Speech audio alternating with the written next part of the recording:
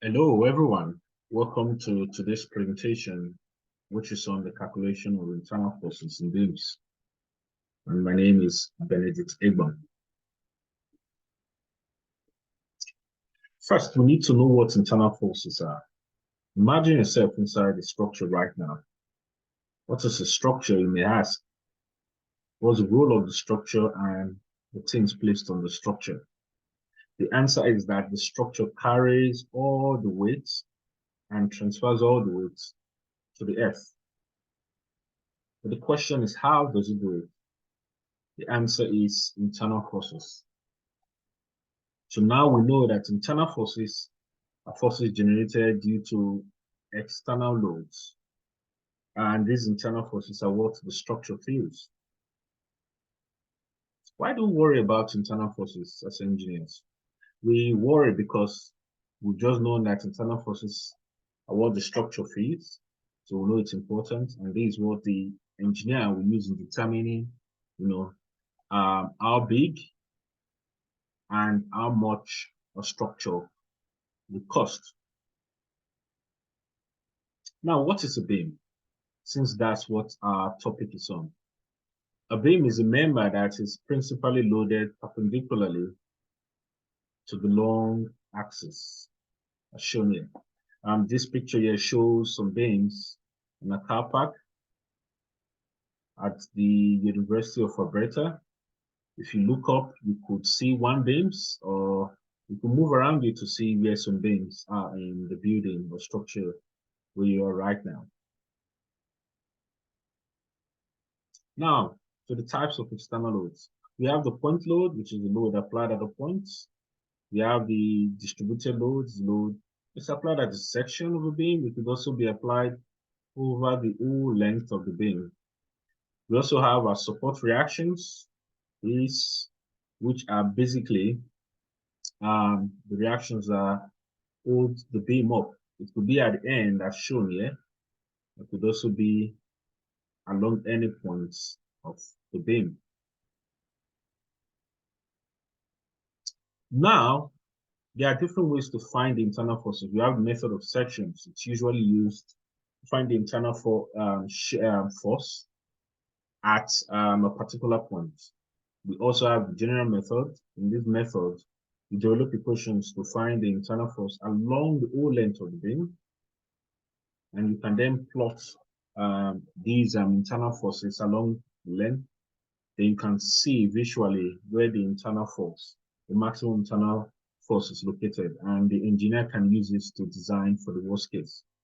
So this method will show you, the general method will show you where you have your maximum internal force, and so along the whole length of the beam, compared to the method of sections where it's just for a particular point. We also have the finite element method, and this method involves a lot of computation, and it's usually done using a computer program. Now we know what our external loads are. When we cut a beam, what do we see? We would see a normal force, we see a shear force, we also see a bending moment. LHS here means the left-hand side of the cut. If we cut a beam, the left-hand side of the cut, and RHS means the right-hand side of the cut. And it's also important to know that internal force are not constant as you move along the beam. It would vary typically. Now, in more detail, our normal force is basically force along the member, the long axis of the member. Basically, we have a positive normal force, which is tension. It moves towards the cut. So we are cutting along DB here. So you see our positive normal force moves towards the cut, and it will elongate the member. A negative normal force moves away from this cut and to squash this member and shorten it. Okay. So now we'll move on to our shear forces. Our shear forces are basically forces along the cut. Again, we cut along DB. You see our shear forces along this cut. that is shown here, and it's perpendicular to the long axis of the beam. Okay, and shear force tend to cause rotation of the beam about an arbitrary point. So from this point here, as you apply as a shear forces at this point, it will want to cause this body to rotate clockwise. And for our clockwise rotation, we consider it positive. And anti-clockwise rotation, for example, at this point, this shear force here, we want to cause it to go anti-clockwise or counterclockwise against the clock. That is negative. Now to bending moments. Basically, moments are the effect of a force acting on the body, and it will make it bend, as shown in this diagram. The positive moment will cause a sagging action, which is for this case. And in this diagram, we can see that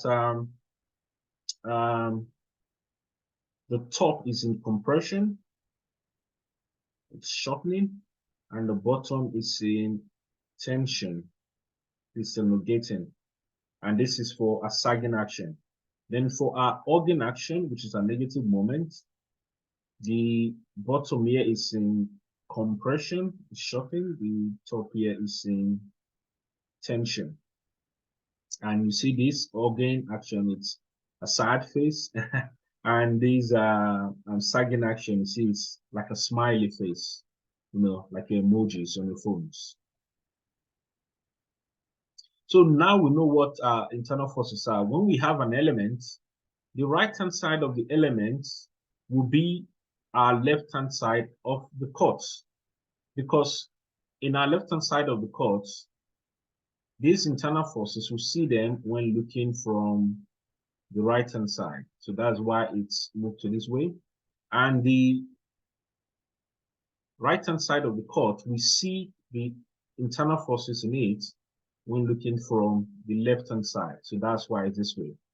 So basically, these are popular convention for positive normal shear force, normal force, positive shear force, positive moments. Now we know assign conventions. We can look at the ways to determine internal forces. First, we need to determine the support reactions if they are known. And the next step will be to draw a free body diagram. And then you make cuts, this point DD, make a cut at the point where you are requested to.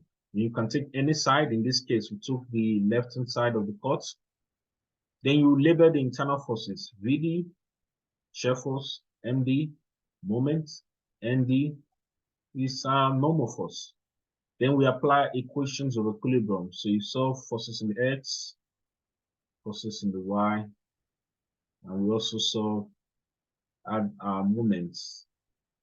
After this, we then find our unknowns, which are internal forces.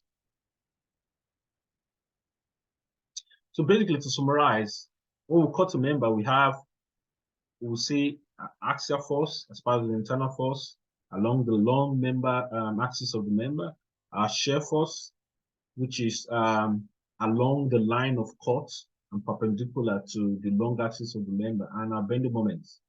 And this is a popular sign convention for our positive internal forces. So next time we meet, we'll solve examples on internal forces, so point load, distributed load, and the combination of both. Before then, if you have any questions, please feel free to contact me through my email. It's egbon@uabreta.ca. Again, it's egbon@uabreta.ca. Thank you for your attention and time, and I look forward to seeing you in the next one.